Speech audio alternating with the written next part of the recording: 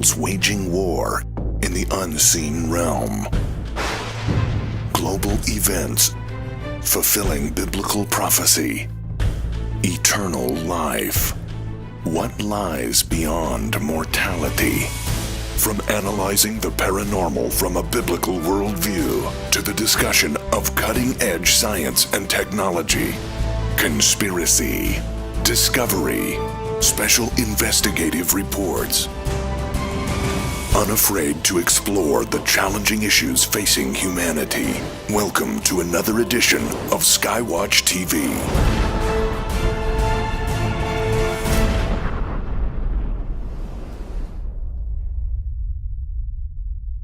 Humanity will achieve immortality by the year 2045. Welcome to Skywatch TV. I'm Derek Gilbert. This is our special report, Genetic Armageddon, how science is fundamentally transforming what it means to be human and what it means for us in this brave new world as Christians. We're getting ready to release the new documentary film, Inhuman. The next and final phase of man is here. From Defender Films and Skywatch TV, and with us in studio, the man who's at the center of the story, Tom Horn, and the narrator and science advisor for the project, Sharon K. Gilbert. Welcome. Thank you. The prediction that mankind would achieve immortality by 2045, Dr. Raymond Kurzweil. One of the things I think surprises people when we start discussing this in a church setting, Sharon and I have had this experience a number of times, eyes start to glaze over and people assume that we're talking about science fiction. But when we explain that the gentleman who made this prediction, considered the most brilliant inventor in the United States of the last 50 years, was just recently hired as the director of engineering by the most powerful technology company on the planet, Google, which knew what they were getting in Dr. Kurzweil because Google is a founding corporate sponsor of Dr. Kurzweil's Singularity University. Right. And the technological singularity being that moment at which human-machine integration allows us to transcend the limitations of our biology, because God's design is so flawed, of course. But we also know that this technology is being researched heavily by the military. Now, Sharon, we're reading a book right now by Annie Jacobson, an investigative journalist called The Pentagon's Brain, about the history of the Defense Advanced Research Projects Agency. It's an eye-opener. What have you found in that book that really made you stop and There were a couple of things. You heard me last night while I was reading. I actually laughed out loud because one of the things just seemed so ludicrous. One of the first things that really hit me, and this is a serious point, is that the science that we see in the news every day, if it's gotten to the New York Times, then more than likely it's at least 40 years old. It's been researched and field tested by DARPA for many, many decades before we actually find out about it. So the transhumanism science that we've been talking about, that's been around for a while and it's been tested. The only thing that is relatively new is CRISPR. The other thing I laughed about was the idea that somehow in order to battle against incoming ICBMs from Russia back in the 1950s, a young physicist came up with the idea of, well, let's just deploy a whole bunch of nuclear weapons up into the stratosphere. Let's explode them, and then the neutrinos and other particles that are formed by that will fry the electronics of the ICBMs coming in. Did you think about what's going to happen to us? Yeah. That's when they discovered what an EMP was. Yeah. Well, and that whole question, have you really thought this through? Have you really thought? Just it. And when, as we learned in producing this documentary, Inhuman, when you can finally get a sit down. DARPA, by the way, at one point was going to talk with us, but when they found out where we were coming from, especially when they found out that we have a Christian eschatological worldview, then the door was shut and no thank you. But we were still able to sit down with people like Professor Hurlbut, who sits on the U.S. President's Council on Bioethics and others, but he also happens to be a Christian. Yes. And so he was, warm to where we were coming from. But when you talk to them, you find out that if you say, so you start using CRISPR technology and gene drive, like Sharon Gilbert was talking about in the last program that we did. This could set in motion some environmental changes that could start eradicating forms of life. We say the balance of Mother Nature could create a vacuum in the environment, issues, prion contamination, disease strains that cross over from animals to humans, things like that.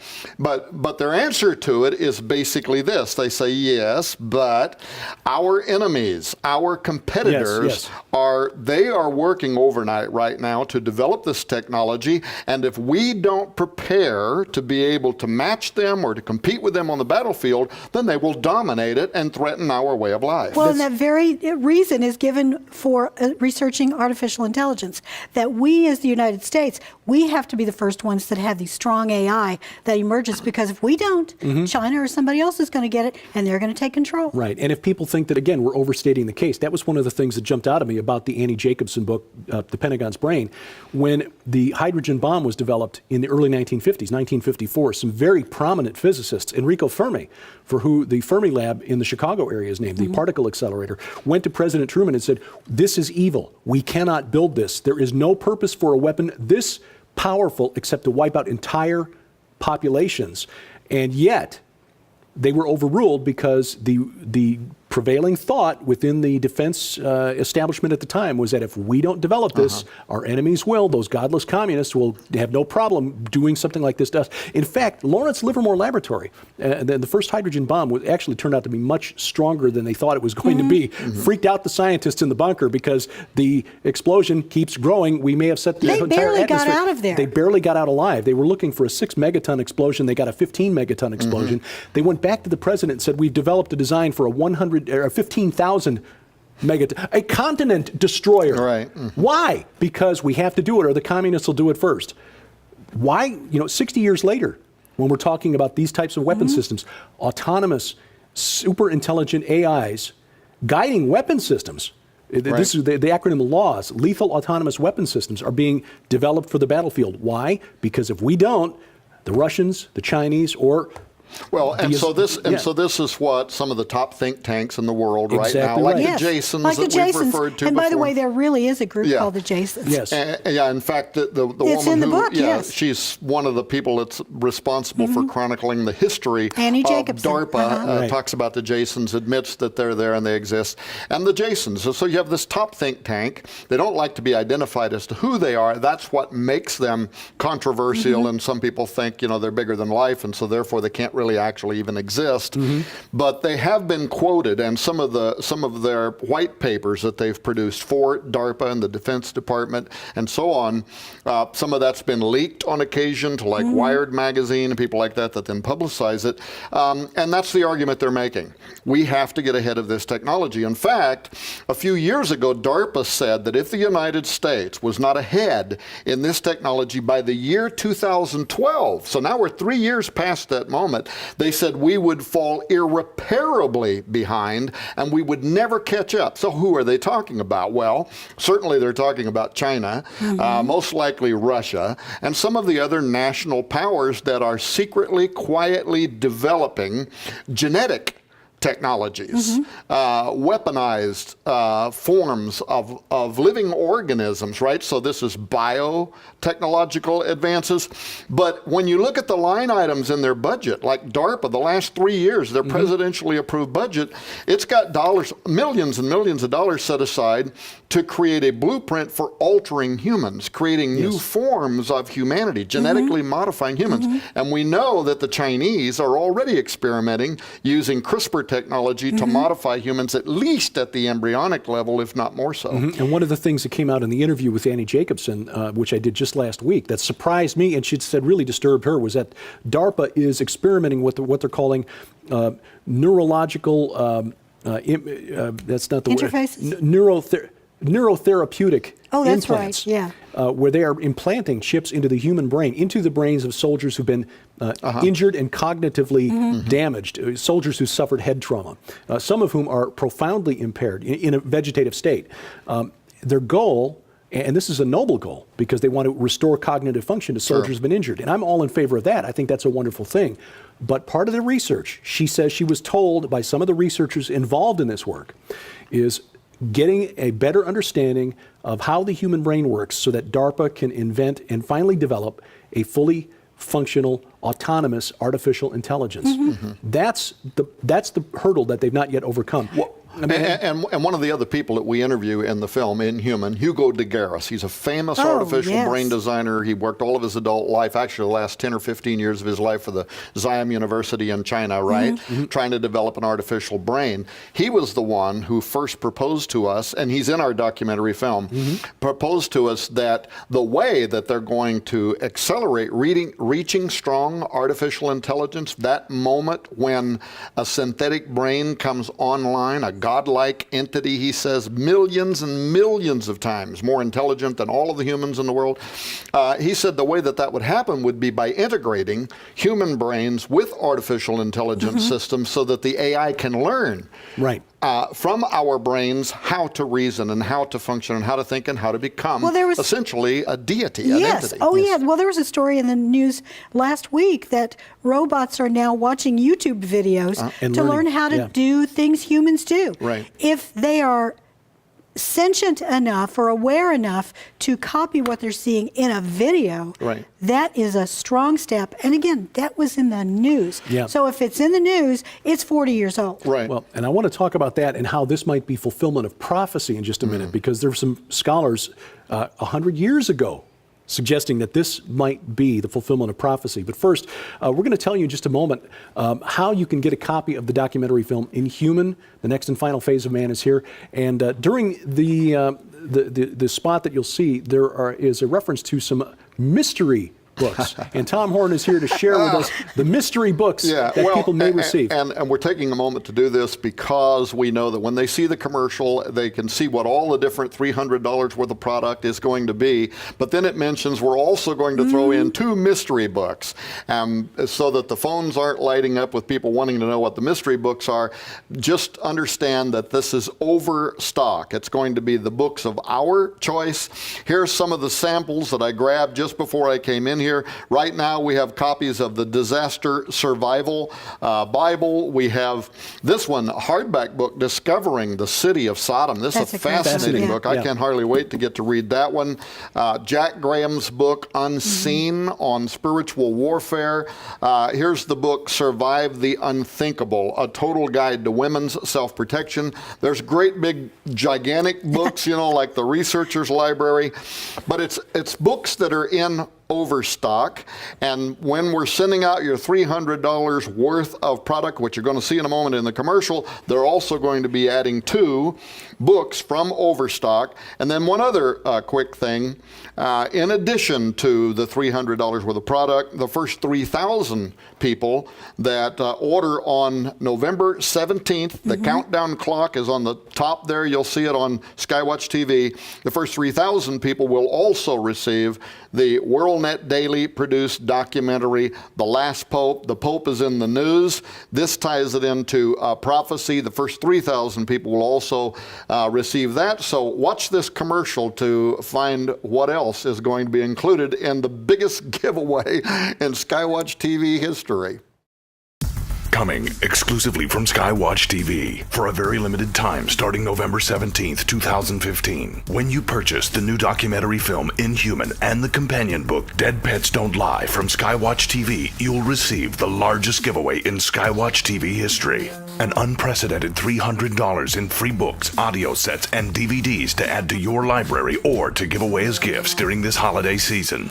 Included in this limited time giveaway are never before offered free audio sets. Over 30 hours of the most sought after interviews in history with global experts combined on a special 2-disc volume set discussing the unfolding genetic Armageddon now underway and what you need to know to survive the future. Featuring Something Transhumanism This Way Comes, The Coming Replacement Humans, The Days of Noah, The Coming Zombie Apocalypse, Conspiracy Theory, Psychotronic Warfare. Also, for a very limited time, in addition to the never-before-offered free best-selling audio sets, if you order before this special offer expires, you'll also receive the multi-part Skywatch TV special investigative report on Inhuman the documentary and Dead Pets Don't Lie, the award-winning book Forbidden Gates, Pandemonium's Engine, the best-selling DVD by dog behavior expert Joe Ardis, The Natural Dog Training Method. The breakthrough book for pet enthusiasts everywhere, Do Our Pets Go to Heaven? 2 additional mystery books with a $40 value. And if you're one of the first 3,000 customers to place your order during this limited time offer, you will also receive, absolutely free, the groundbreaking WorldNet daily film, The Last Pope, featuring Tom Horn. Place your order beginning November 17th, 2015. Altogether, the never-before-offered free 6 full audio series on a 2-disc volume set, plus the 5 free books and 2 additional DVDs total an astounding $300 giveaway to add to your library or to give away as gifts during this holiday season. So it's urgent that beginning November 17th, 2015, you order the new documentary film Inhuman and the companion book Dead Pets Don't Lie for only $39.95 to also receive the largest giveaway in Skywatch TV history. But please understand this offer will end without notification and is on a first-come, first-served basis starting November 17th. So be sure to visit skywatchtv.com to follow the countdown to the greatest giveaway in Skywatch TV history. Order the new documentary film Inhuman and the companion book Dead Pets Don't Lie for only $39.95 to also receive the largest giveaway in Skywatch TV history.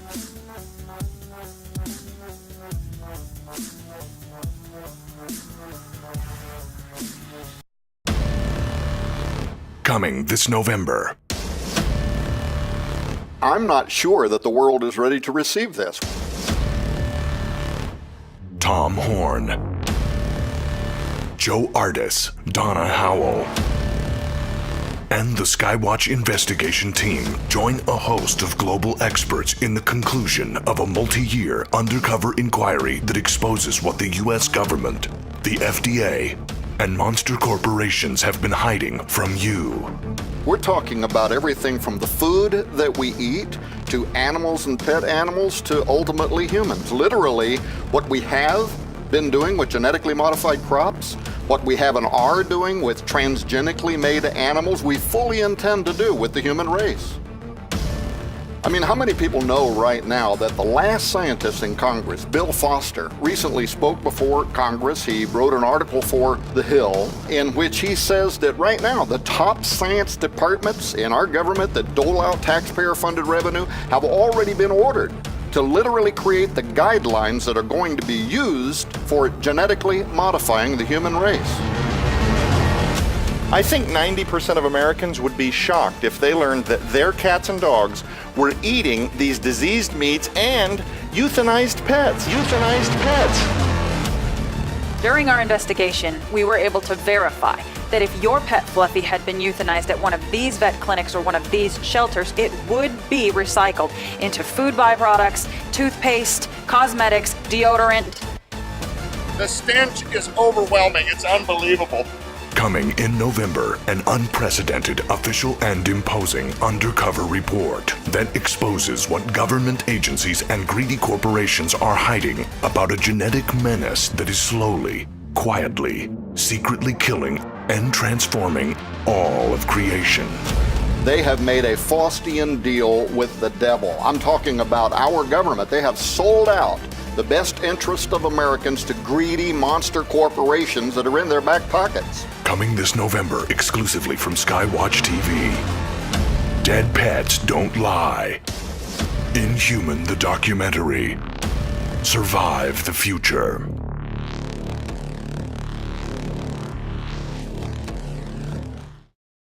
This is Skywatch TV, our special investigative report, Genetic Armageddon, how cutting-edge science is redefining what it means to be human and the implications, the eternal implications thereof. Before the break, I mentioned that there are religious components to this worldview, the transhumanist worldview. There are some, frankly, transhumanist religions that have emerged. The Terasem Institute is one that comes to mind. There are some religious transhumanist organizations like the Mormon Transhumanist Association.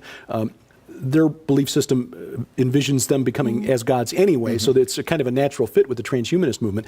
But 100 years ago, scholar E.W. Bullinger, who was one of the pioneers in the Gospel in the Stars study of Scripture, was watching the work of a man named Nikola Tesla, cutting-edge scientist at the turn of the 20th century. And Tesla had just announced to the world that he thought someday he would be able to create an artificial brain. And Bullinger said, That's the image of the beast. In his commentary on the book of Revelation, Bullinger speculated that it could be, and now Sharon, you've actually put this into a presentation at a couple of prophecy conferences. Again, getting speculative here, but how might artificial intelligence actually turn out to be the fulfillment of prophecy? I think if you take a look at the internet and at computer programs, that they are nothing more than electronics, essentially. Yeah. We're taking a look at the physics behind it. And if it were simply the physics, even that would be, I believe, a construct, a fit extension for spiritual habitation. But there may be something way beyond what we can measure in a lab when it comes to the human body and the software that we use. There may be something metaphysical that enables, that is a gateway, you might say, that enables a spiritual entity to inhabit the internet, to inhabit Wi-Fi, to inhabit a computer that is a strong AI that suddenly becomes a super AI that really sees itself as God. With the human mind is essentially an electrochemical machine. Yes. And well, in fact, the men like Ray Kurzweil look at us and they say, you are your connectome. That is the brain and all of the nerves that are connected to it. That gives you the sense of having a soul, of having consciousness. It's nothing more than that feedback system. Well, if that's what he really believes, then he won't be surprised then if a machine wakes up. Because they're modeling these machines, these computers, on us. As best they can. Yeah. Right. Well, and another thing, you mentioned prophecy and Bullinger.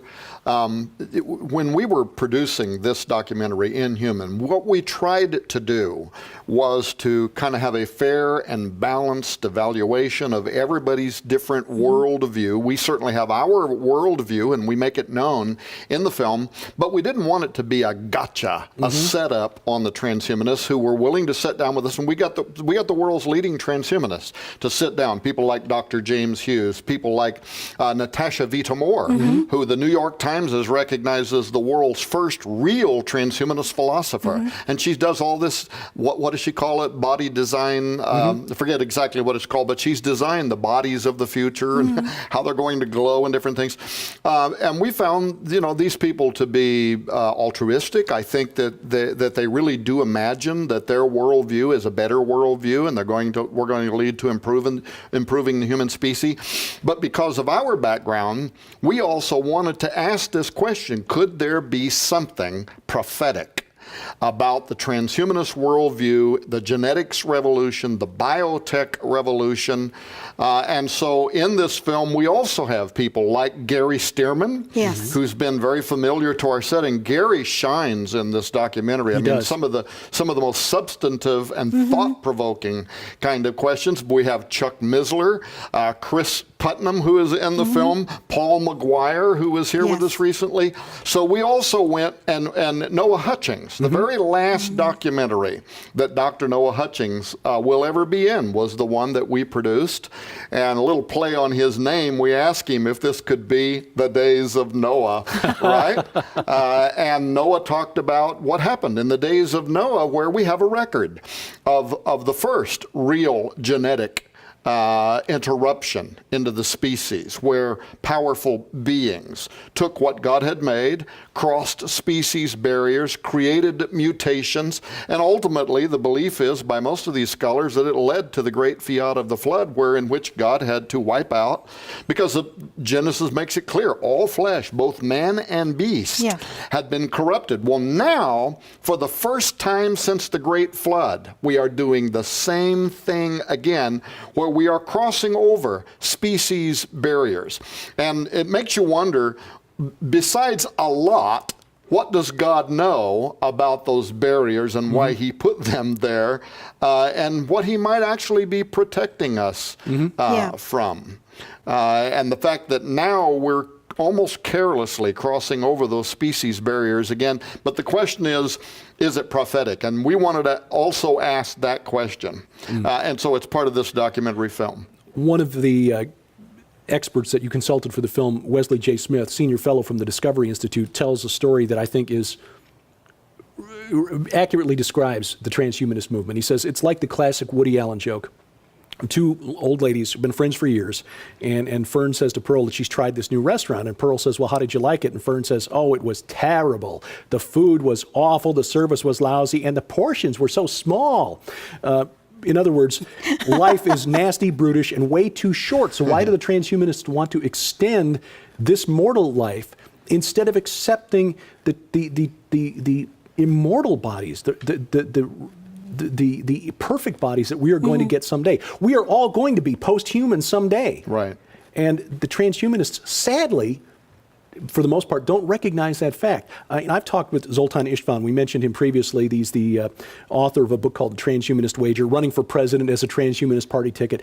Very nice gentleman, but he's an atheist. Right. From his worldview, if you start with the presumption that there is no God, then his worldview as a transhumanist makes perfect sense. Others, Dr. Stuart Armstrong I've talked with from the Future of Humanity Institute, works with Professor Nick Bostrom there at Oxford. They recognize the potential threat caused by a strong artificial intelligence, and yet they are so compelled by their concern for the human condition. I genuinely believe they think they're doing right for humanity. And we as Christians, I think, need to get ahead of this narrative. What can we say to the world that convinces the world, an unbelieving world, that we as Christians genuinely have their best interest at heart and that God has a better plan than living forever in the cloud? Right, and I hope that pastors and churches and church leaders and Sunday school teachers and people that have home study groups, I do hope that they'll get this documentary, Inhuman, play it during some of those meetings, get a conversation started around this subject matter, because if we don't, if we remain silent, then we leave it in the hands of people who are atheistic, who have a godless worldview, to define for the future what the ethics are going to be, what the guidelines are going to be. And right now, they are the ones, the non-Bible believers are the ones that are writing the grant applications. They're getting tax dollars through different departments of the federal government, and they're writing the blueprint for what conditions and under what conditions we are going to allow humanity to be modified. And our children and our grandchildren are being taught this in schools. They're being encouraged to learn this science. Some of the CRISPR stuff can be done in elementary school, right, if you have the right stuff. And they're growing up and leaving the cradle with devices like these in their hands. Yes. They see the miracle of technology as it's developing day by day. We are offering them the miracle that's contained between the covers of a book that, frankly, most of their parents have never read. Right. And that is to our shame, as we are not training up our children in the way they should go. The documentary film, Inhuman, The Next and Final Phase of Man, is here. Tom Horn, Sharon Gilbert. The film available November 17th from Skywatch TV, skywatchtvstore.com. Please watch it, educate yourself on it. This is a coming sea change in what it means to be human, and we must be prepared. Thank you for watching as we keep watch. I'm Derek Gilbert, and this is Skywatch TV.